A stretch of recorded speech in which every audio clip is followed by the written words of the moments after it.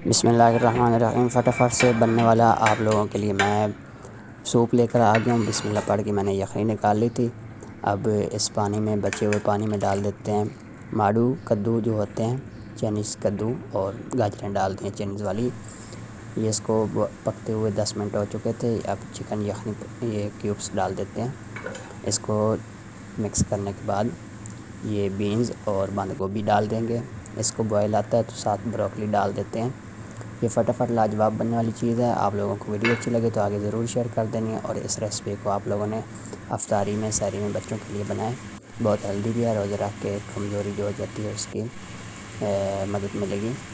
तो ये soya sauce सिरका मैंने थोड़ा सा डाल दिया और कॉर्नफ्लावर डाल के इसको गाढ़ा कर लेते हैं। ये फटाफट से बनने वाली रेसिपी है। तो ये चिकन जो श्रेड किया था मैंने यखनी वाला, ये भी इस टाइम पे आके डाल देंगे। आज की वीडियो दोस्तों जो है मुकम्मल हो चुकी है। इंशाल्लाह नेक्स्ट वीडियो में किसी और रेसिपी के साथ मिलता हूँ आप लोगों को।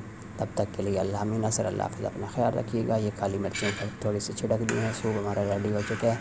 अफ्तारी को टाइम थोड़ा रह गया तो इसलिए मैंने जल्दी जल्दी कहा कि ये वीडियो अपलोड कर दूँ आप लोगों के लिए। नेक्स्ट वीडियो में मिलेंगे। अल्लाह हाफ़िज़।